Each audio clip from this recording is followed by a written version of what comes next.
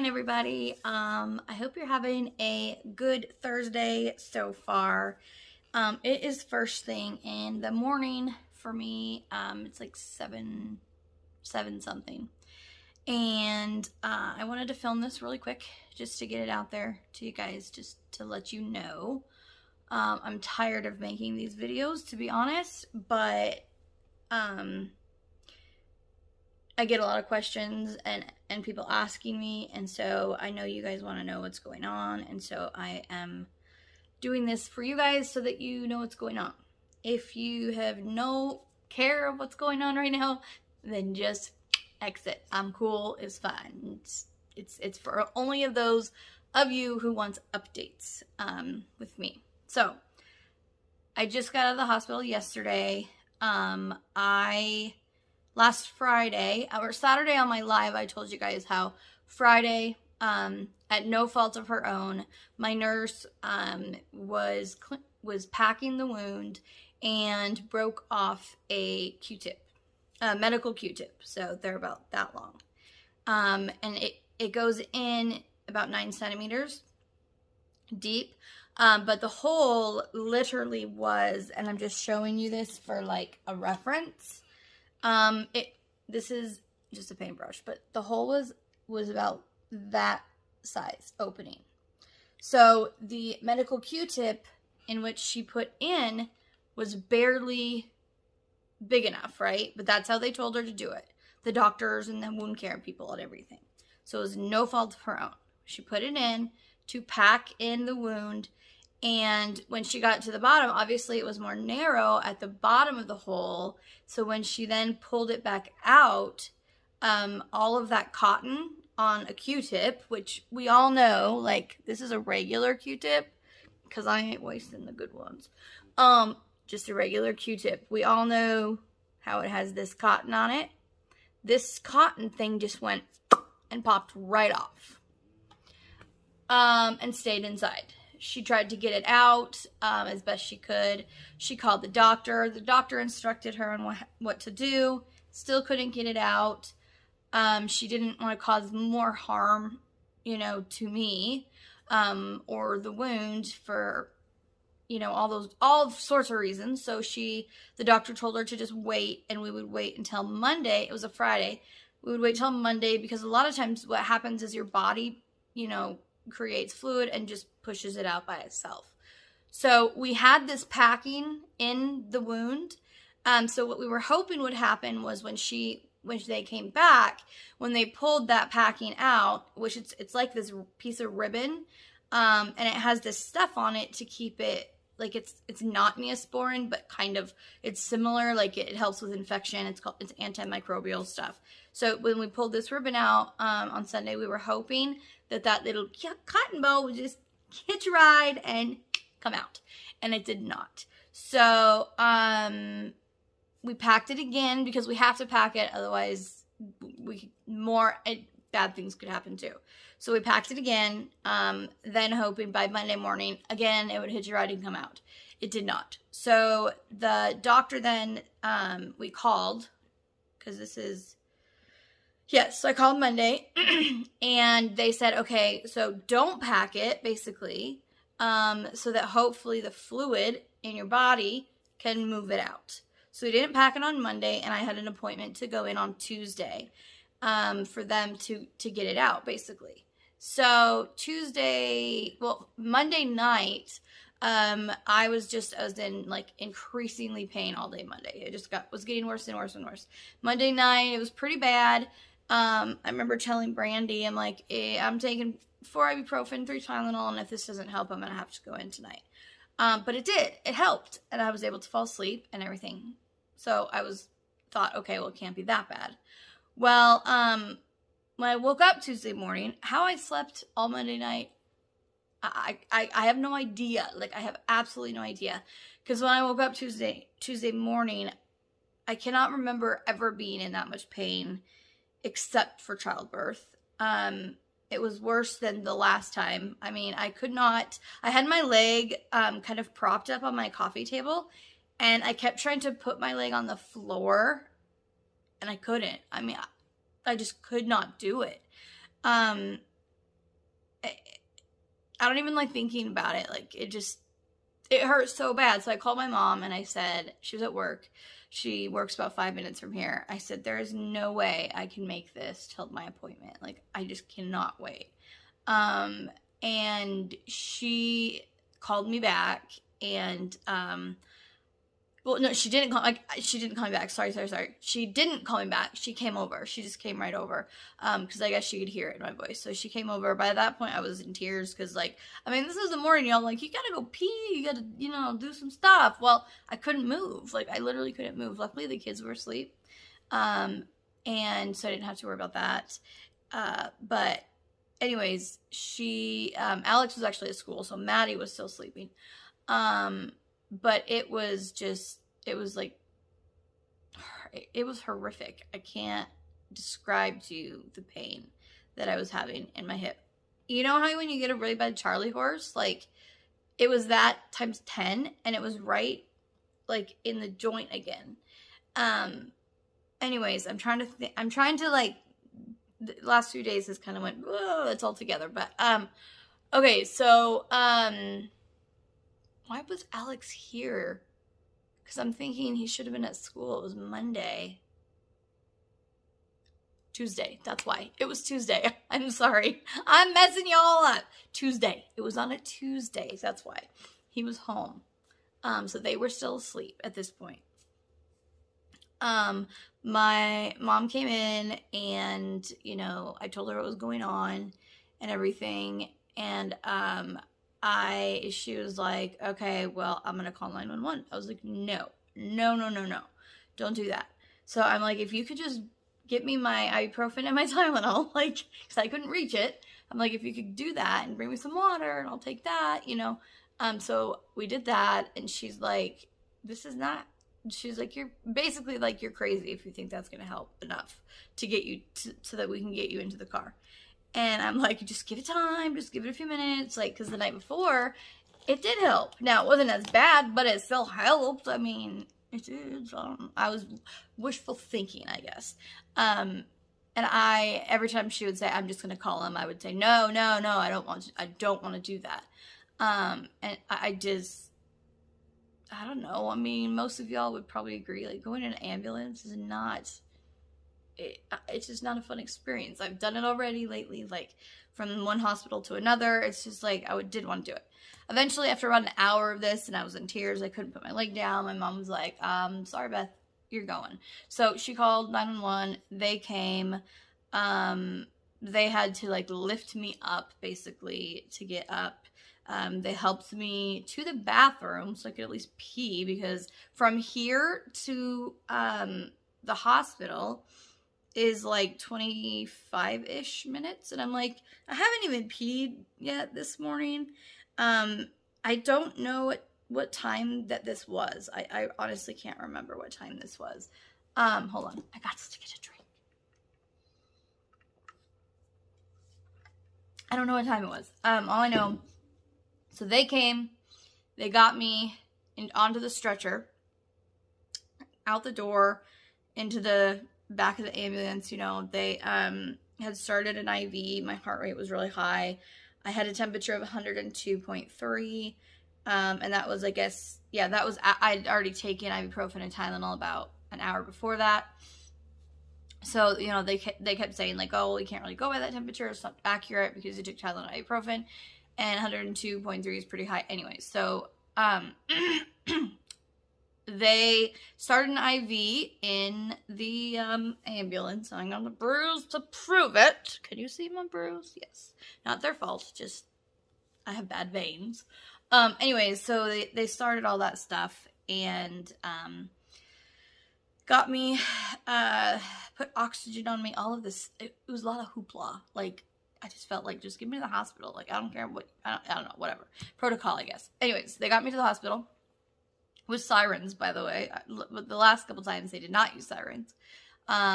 This time they did. So we were there, like, really quickly, like, way before my mom was. And then, so I got into, when we pulled in, when we got into the hospital, I saw, like, people in the halls because they were so booked. And I'm like, are you kidding me? Last time I was there, when they had transferred me from one place to the other, I was literally waiting in the hall from like 8, when I woke up at 8 that morning, till 2:45 that afternoon before I got a room. So I'm like, I don't want to be sitting in the hall, like, with this much pain. Like, luckily they did not. They had me in a room. So I was in a room. Doctors, nurses were in there really quickly, kind of assessing the situation, asking what was going on, all that kind of stuff. So they immediately called my surgeon, my oncologist, who I love, absolutely love. Like, he is brilliant. Called him, let him know what was going on. And the doctor was like, I can't, he said, like, well, if you send her over here to me, I can remove it. But because he was in office, he had patients all day that day. And she was like, I don't feel comfortable sending her away from the hospital right now with her stats or whatever. My heart was like in the 130s, 140s, and my blood pressure was really low, like all this stuff. So she gave me fluids. I know that. She also gave me, I can't remember. I don't remember what she gave me. Hold on. I'm getting a call. I'm declining it. At that point, I still, like, was really hesitant on taking pain medicine.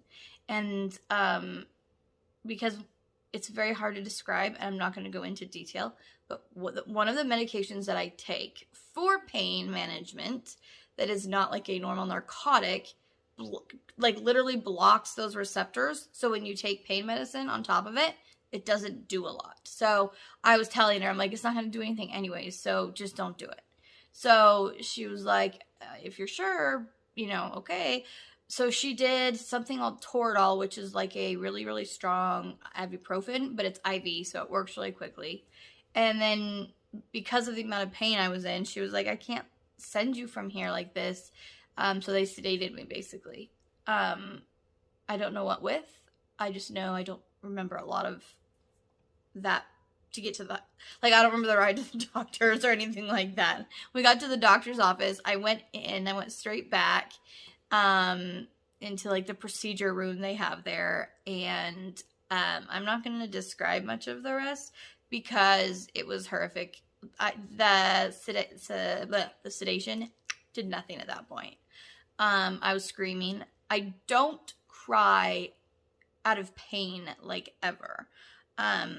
My mom was crying because she had never, like, she'd just never seen me that way. Even when I gave birth to my kids, I wasn't crying in pain. Like, and like, I mean, I went all the way to 9.5 centimeters with my son with nothing, no pain medicine at all. So I usually have a really high pain tolerance. So this was really, like, that was one thing that was concerning me too, was like, normally I can handle it. I'm not in tears. Like, I can fight through it, all that stuff. So it was okay. I'm like, I'm not going to cry during this video. Like, I'm just not going to do it.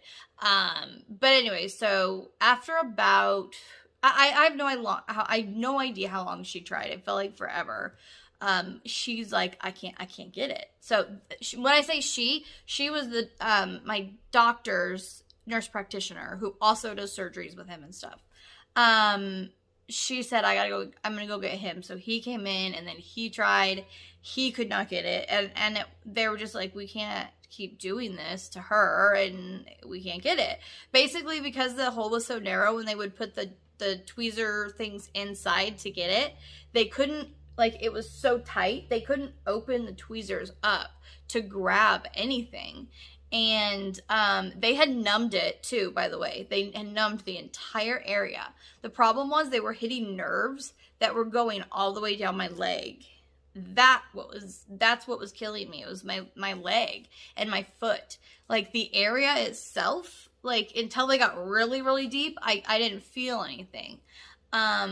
Because they had opened it up just a little bit. Like, they had made a little incision and so that they could get in there farther. Because, like I said, the hole was this big. It was very little. So he said, we've got to do surgery. So, unfortunately, like, they were canceling surgeries that day for emergent surgeries. Hold on. For some reason, there was just this overflow of like people that had surgeries that were having to stay in the hospital longer than like anticipated. So they were having to cancel surgeries. So, and he was in clinic all day. They had gotten me on IV antibiotics. They had got my fever down and all that stuff. So they basically were like, okay, we're scheduling you. And this was, by this time, it was the afternoon.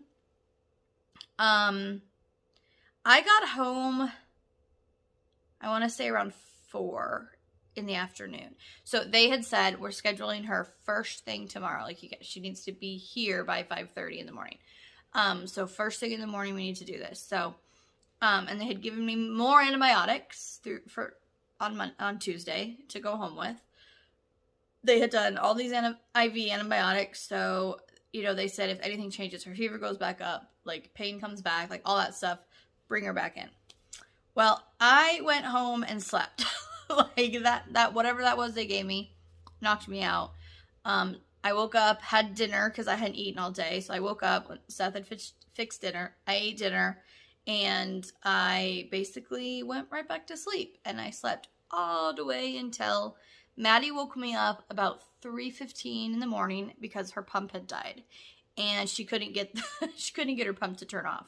It was beeping, and what it does when it won't turn off, it'll just go beep, and it's the high pitch, annoying. You cannot get rid of it. You can smack that thing, like you could do anything you want to it, and it will not stop. So I was helping her turn that off, and then by that point it was like almost 3:30, and I'm like, I have to be up soon anyways. At that point I was in pain, but I wasn't horrible pain. My temperature was like 102. I'm like, I am gonna film this thing I have to film if it kills me. So I did that really quickly and fake it till you make it, right? So then my mom got here about 4:30-ish, I think, to help me get ready. And they had told me that they didn't know if I would have to. He actually told me on the phone, at the day before, he had told my mom I wouldn't have to stay over the night at the hospital unless something changed. But me and my mom know better, so we were like, well, let's just pack a bag just in case. So we packed a bag. I was like, I want my coloring books, I want my markers, I want a diamond painting, and I want a new storage case. Like, I want everything that, like, keep me busy, because I hate just sitting in the hospitals. It's boring. I don't sit well. So we had this bag packed. We left for the hospital. Got there, checked in, blah, blah, blah, blah. Doctor came in, basically described what was going to happen, and then said, like, I might have to, open it up a little bit more, so that we can get to it. You might have to have a wound vac for like 5 days, something like that. And so, pretty straightforward, right? So I don't remember they came and got me. I went to the operating room, whatever. You don't remember that part very well. I remember getting from from the bed, like the gurney, to the operating table because it hurt to like go from one to the other. But other than that, I don't really remember much. Because, they give you all those like relaxing stuff that they do. So after that, obviously next thing I know, I woke up in recovery and everything. And they had to, I guess, put me on my stomach at one point during the procedure to do what they were doing. So unfortunately, I had to have the intubation tube for the surgery. The last 2 surgeries I've had, they were able to do on my side. And so I could there's this newer thing, I guess, where it's like this mouthpiece they put in that forces air down, so that you don't have to have the whole sore throat, like raspiness and cough afterwards. This time I had to be put on my stomach, so they had to do that. Which that sucks, because then when you wake up, you have to cough a lot, and like your throat hurts, and it's just not as much fun. None of it's fun, but you know what I mean. So unfortunately I had to do that. And that's what I was told. I had to stay the night. That I had a 4-inch long incision. Hold on a sec first. I'm gonna put a time number right here, okay? If you get squeamish really, really easily, skip to this. I had a 4-inch long incision. It was 2 inches wide, and it went all the way to the bone.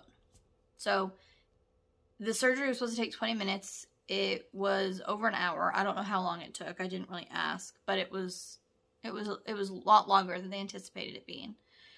And that Q-tip had worked its way all the way to the bone, and so they just kept having to open it more and more and more to find it.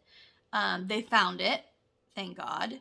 And all it was, you guys, it was not like the stick. Like, the stick did not break off, which is what he thought. He goes, there's no way that Q-tip, at the end of that Q-tip stuff, that all that, this cottony stuff that you can kind of pull some of it off of, he goes, there's no way all of it just came off, which is what happened. Because when she pulled it out, it was literally, it looked like this. It was bare. And so he was convinced that there was a stick. There was not a stick. It was just this ball of cotton that my wound decided to just suck off and wanted to make friends with. I don't know. So he finally found it, got it out, cleaned everything out because, of course, there was infection and everything from that. And so I was told, like, okay, so yeah, you have a wound vac. So I'm like, oh my gosh, this is gonna hurt so bad. So I was in a lot of pain because it was, like I said, the pain medication kind of gets blocked. So they were giving me it and giving me it and giving me it. And I finally, had to pee bad enough that I was like, I don't care. I have to get up. I have to pee. So I did. Once I got up to pee, for some reason, it helped. It did. It my leg felt a little bit better after, moving it a little bit. Because the pain was, again, down in my leg and my foot. It's something to do with nerves. I don't know. That's where the pain was for me, though. And so after I went to the bathroom, I felt oodles better. You know how it is when you have to pee so bad, your bladder hurts? Yeah. So, but I was afraid to go pee because I didn't want to move. So I, hold on. So when I got back over to the, recovery, I told them, I was like, yeah, it's way down. I was like, my pain is at a 5 or 6. I'm much better. And they're like, oh, no, we don't want you at a 5 or 6. We want you at a 2 or 3. And I'm like, this is fine. But they gave me more, and I don't know if it works or whatever. Then they gave me the Toradol again, which is that really strong ibuprofen stuff. And then that's when they convinced the doctor to let me go home. So I'm thinking I have to have a wound vac put on right now, right after y'all mess with me. And so I looked down to see how what they'd had, and the wound vac was already on. And I was like, woo, okay, it's already there. I don't have to deal with getting that on now. So my mom had gone home to get my wound vac. Otherwise, I would have had to stay because, I had to be on it the whole time. You can't take a break. If you take a break from the wound vac, if you unhook these, then what happens is the fluid builds up, in your wound, and that tape, it leaks, and then it doesn't work. So you cannot take a break from this. The only time I could take a break from this was in the end when there was very little fluid coming out.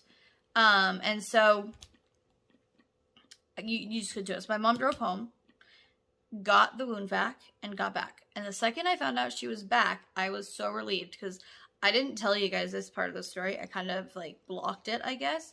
But we had to leave Maddie here with Alex that morning, sleeping, which terrifies me. Absolutely terrifies me. I swear to God I would never do it, ever.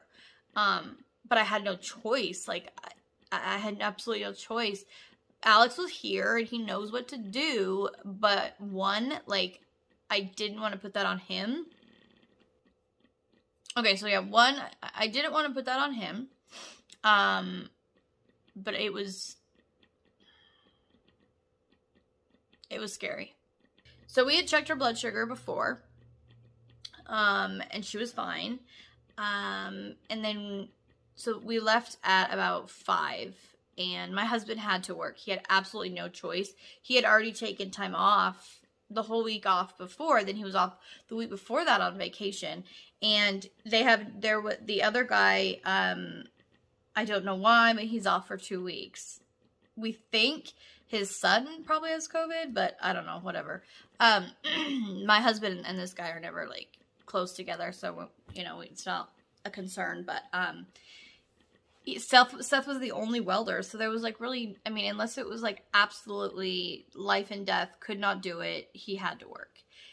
Which he felt really bad about too, but, like, you know, we had all these things in place, so we had to check in her blood sugar right before we left. She was a little bit high, and I was like, just leave it, because I'd rather her be a little high than low, because, like, most of you know, like, Maddie's had 2 seizures at night from low blood sugar, so this is what terrified me. During the day, she knows how she feels, but at night, she doesn't. So, Alex had to leave for school, because this was Wednesday, mind you, yesterday. Yes, yesterday.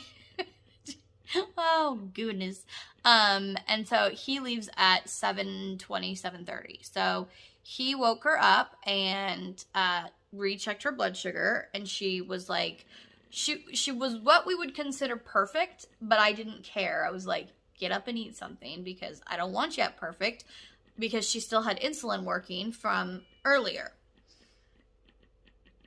My machine is yelling at me. Hold on. Okay. Where was I before I had to go smack my machine around a little bit? Okay, so normally, like, 120 is perfect, but I was like, no. You have insulin working still, you need to get up. Go have a cookie. Like, I don't care what you eat, just go have a cookie or two. Like, I'd rather you be a little high at this point, because when you're high, it takes time to really put you in danger. Lows are very dangerous very quickly. So she got up and she ate something. And so basically when my mom got back with the wound vac, it was like this relief of she's fine. And she was awake at this point, so she's okay. And we did have neighbors, like, literally right next door, who could have, like, come in. Like, because actually what had happened, and I didn't know this till later, but what had happened, because we had turned her phone on, like, an annoying ringtone, high as it goes, put it right by her face, everything. Seth tried calling her and called her and called her and called her, and she didn't answer. The girl could sleep through a freaking tornado, I swear to you. I mean, we check her blood sugar all the time, poking her in her foot. She doesn't ever wake up. Like, we feed her sometimes, like, applesauce. You know, those things that, like, little kids, like, the sucky ones, applesauce. She won't remember it, anything. She's just... So he called and called and called and called and called, and she didn't hear her phone, didn't wake up. So I had said, like, go to the neighbor's house, because they can come over, knock on the door to where Lincoln will go bananas, because somebody's knocking on the door, and hopefully wake her up that way. One of the neighbors also has a key, so... Anyways, Seth was like, no, screw it, I'm going. So Seth left work, came home, checked on Maddie, got her good, and went back to work. So, but at this point, though, I knew, like, she was safe, she was good, so, like, I 100% felt so much better at that point. Like, and so we switched the wound vac from the hospitals to mine, and they put me in the, like, other recovery area or whatever. My mom came back, and I got dressed, and we came home. Oh, which I was really glad to be home, because it's so much more comfortable at home, and you actually get rest at home. At the hospitals, you do not get rest. Like, is this piece of hair bugging anybody else? Because I can see it in my camera, and it's driving me a little bit batty, but you know what? It is what it is. I ain't going back and refilming this video because of the hair. Anyway, so I got home and basically just rested for the rest of the day. I didn't really watch much TV. I was going to, but, like, I was kind of just dozing in and out. You know, after surgery, you're, like, really tired. So, I kind of slept off and on. I did get up, and Seth had made hamburgers for dinner, so I got up and, like, normally, I know a lot of you know I don't eat a lot, and so normally, like, I can finish maybe a third of a hamburger. So I was like, I know I need the protein. They keep telling me I need protein. I'm not a big meat eater, so I just took the bun off the hamburger and just ate, like, the hamburger with cheese on it. So I could, you know, get as much of the protein down as I could. So I almost ate all of it. I was pretty proud of myself.